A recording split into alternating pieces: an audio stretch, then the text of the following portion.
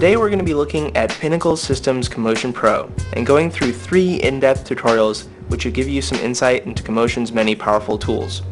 Some of these features include multi-layer comps, which allow you to have many images interacting with each other in many different ways, a new powerful motion curve editor, a motion tracker, rotospline editor, and many effects filters including PrimeMap blue screen software and Null Light Factory. If you want more info on these products, go ahead and call 1-800-401-0009.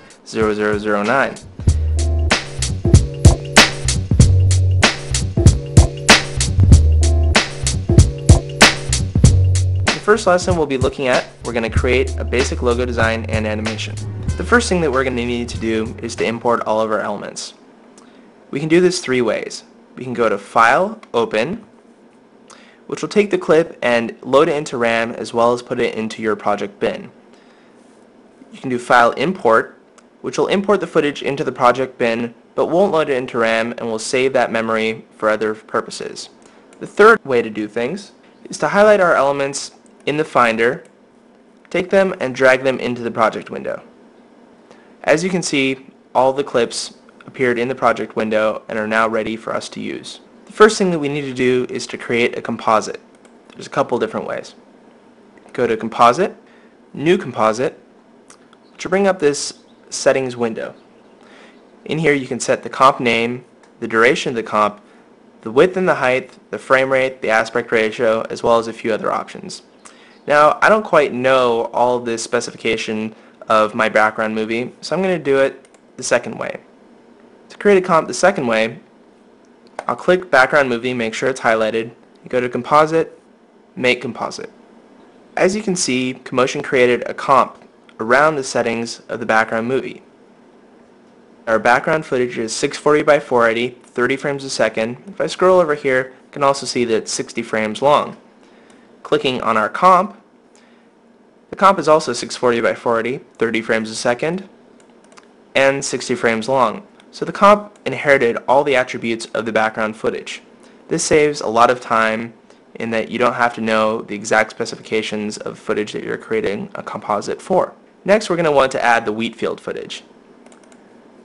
I'll click and drag it into the timeline, and you can see that a little dotted line appears above or below the background footage. This represents where the wheat field is going to go in the layering order. Now, if it's on top of the background footage, that means that it's going to obscure whatever is behind it, and that, in this case, being the background.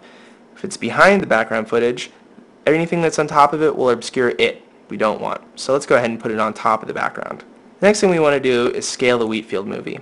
Have the wheat field selected in the timeline, and go to Layer, Scale. This dialog allows you to numerically enter in the percentage of scale in both the X and the Y axis. Now you can see that if I enter in 35% in the X-axis, the Y-axis also mirrors that to 35%. That's because the lock aspect ratio button is checked.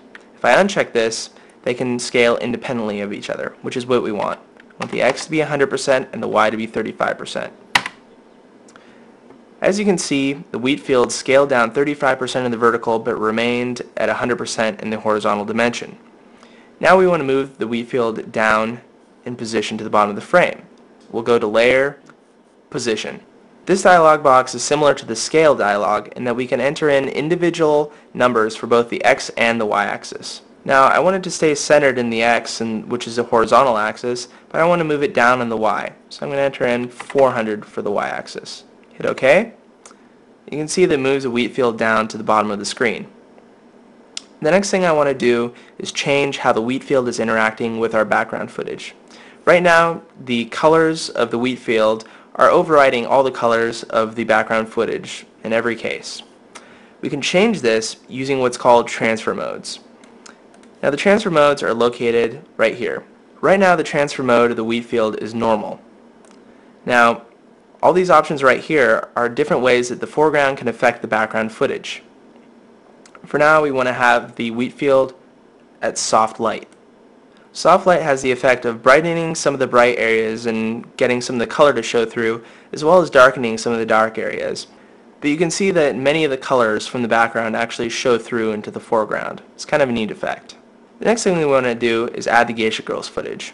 Now instead of actually dragging this into the timeline like we had before, I'm going to drag it into the comp.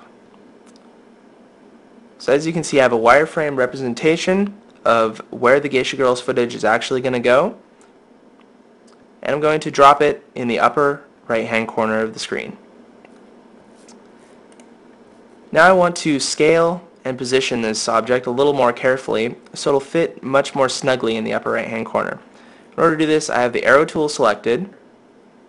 Now I'm going to click on this little box down in the bottom left hand corner. And clicking on this box enables me to scale the Geisha Girls movie. You can see I have a little representation of the movie scaling up and down here. Now if I want to do this even more interactively, I can hold down the hotkey. This allows me to see exactly what's going on with the scale of the object. That's about right. And then clicking within the boxes, I can position the object, and again, holding down the hotkey, I can see exactly where my object's going. Scale it up just a touch more. Alright, that's perfect. So the next thing I want to do is change the transfer mode of the Geisha Girls footage. Now we don't want it to be soft light this time, but I think screen would be more appropriate. As you can see, screen doesn't really affect the dark values of the background, but it really brings out the light values of the foreground footage and superimposes them onto the background. Now that we're done with the Geisha Girls, we want to go ahead and add the stopwatch footage. Let's go ahead and drag this into the timeline and place it above the Geisha Girls footage, as again is represented by the dotted line. And we want this layer to be screen, so let's set this layer to screen as well. And let's go to the end of the comp, which is at frame 60. We'll go to the player palette and drag this little blue bar to frame 60. This brings us to the end of the comp. Now I want to animate the stopwatch moving over time. In order to do this, I'm going to hit the hotkey to twirl down the properties for the stopwatch. You can see the anchor point, position, scale, rotation, and opacity are available to us here. All these features are animatable and fully modifiable.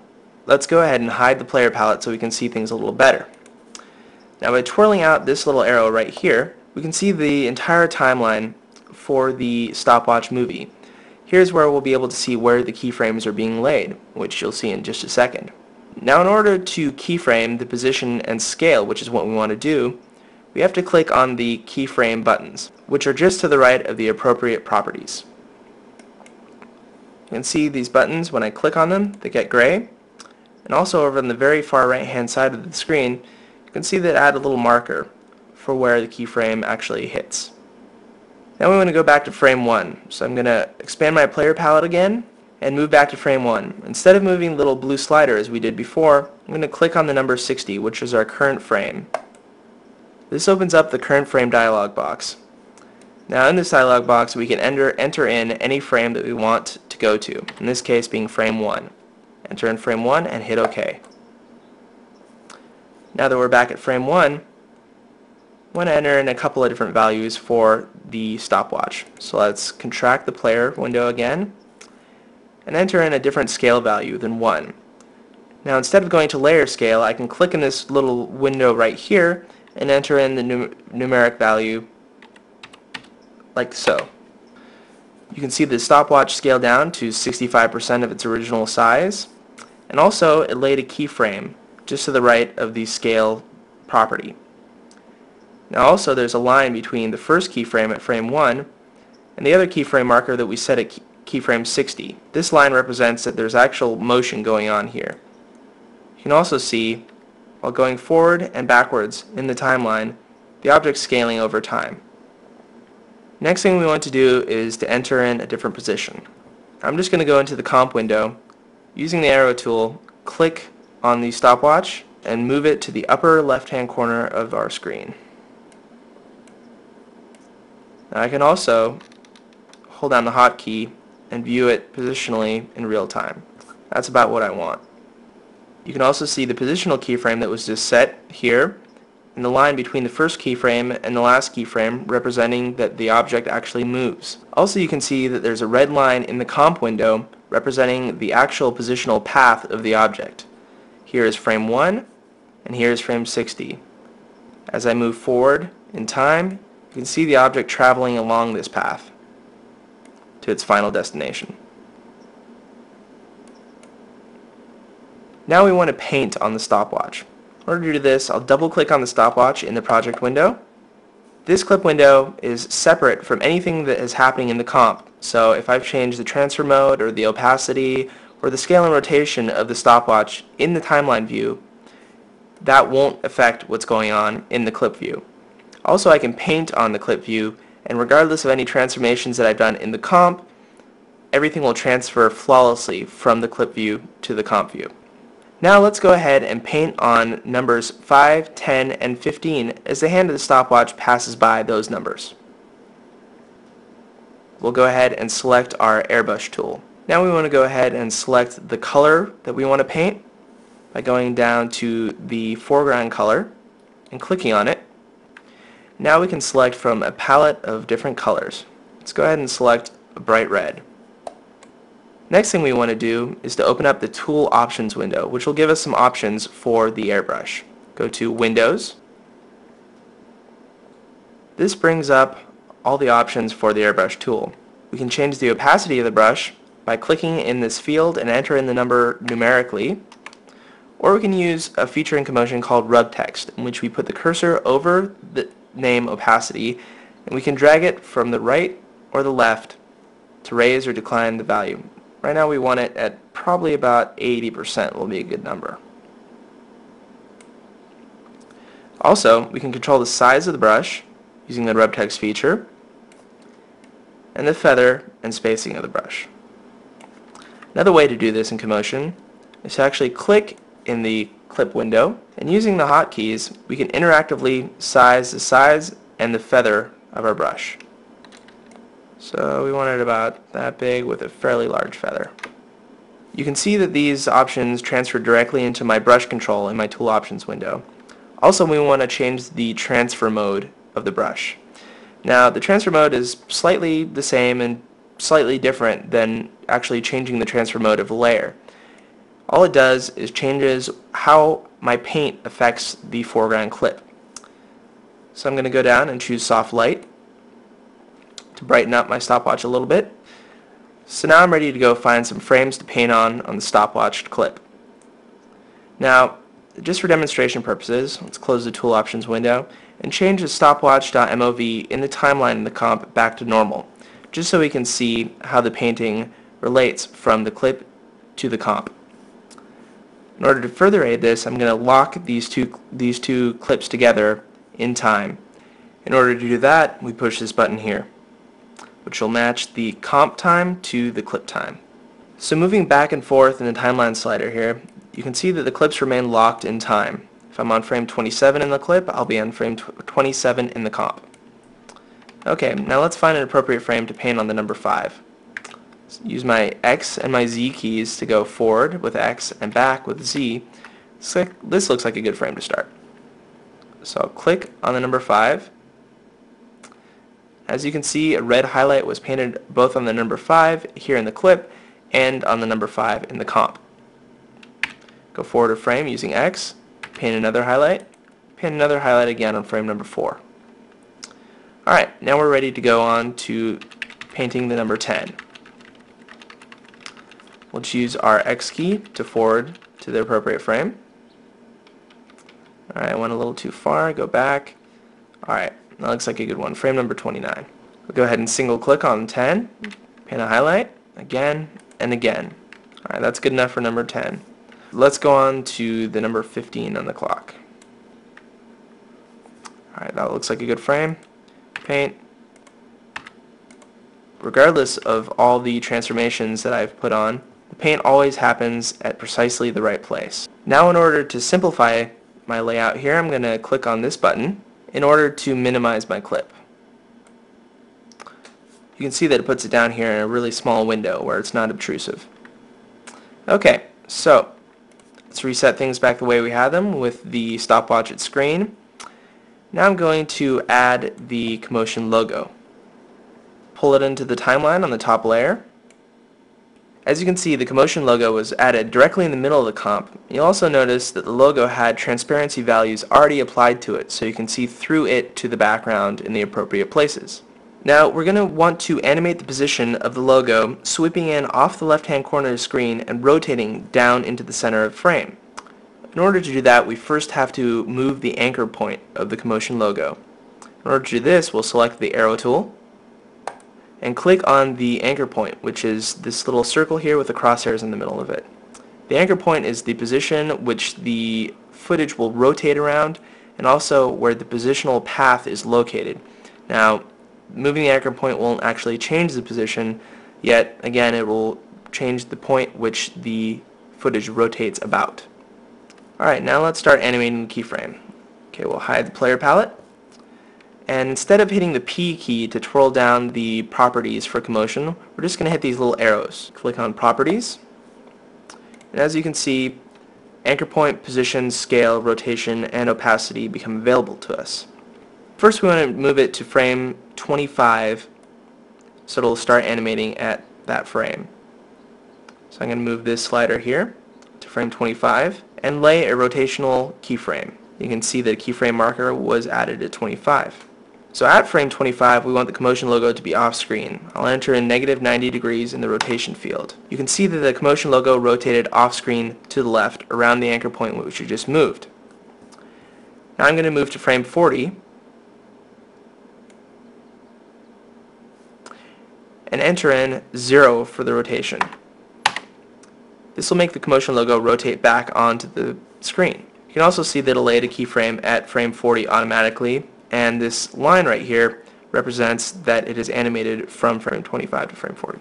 And moving the frame counter in the timeline window, we can see that the Commotion logo is in fact rotating off screen to the left hand side around the anchor point which we just moved.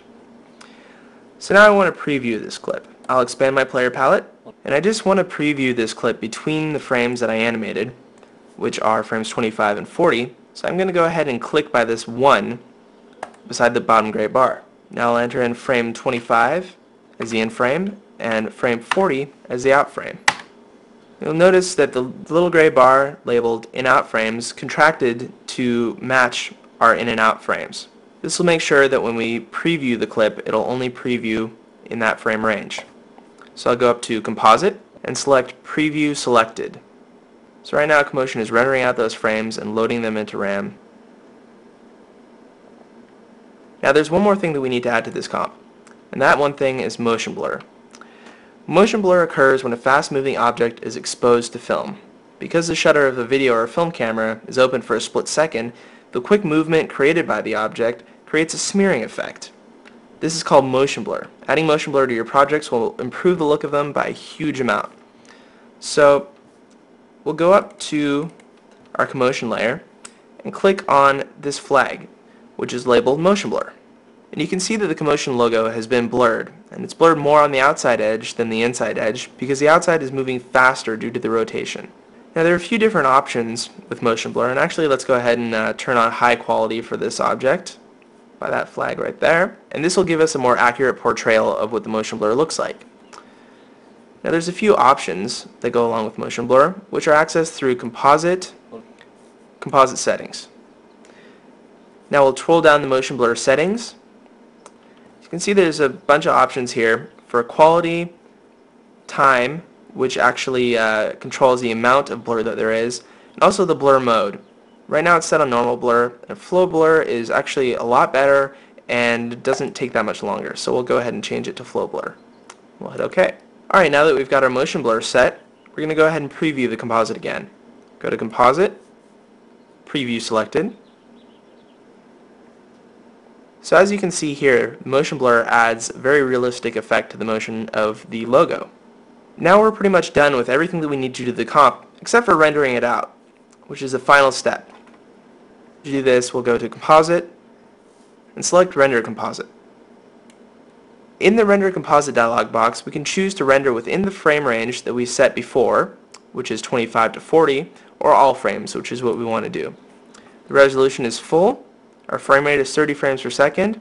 If we scroll down the render options, we just want to make sure that Use Motion Blur is checked, and we don't have any transparency information in our movie, so we'll go ahead and change channels to RGB and hit render. We want to name our clip lesson 1.mov and go to the QuickTime settings. We want to make sure it's on animation, millions of colors, and the best settings, and this will ensure a lossless QuickTime will be rendered. Hit save. Now Commotion will go and render out frame by frame our entire movie. And that concludes lesson 1.